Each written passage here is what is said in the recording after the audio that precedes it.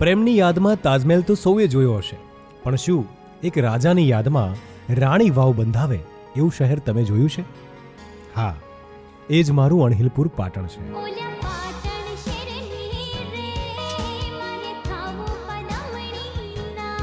આ એ જ પાટણ છે જે દોસ્તના નામે દોસ્તી પર વારી જવા માટે દોસ્તના નામ પરથી શહેરનું નામ પાડવામાં આવ્યું છે.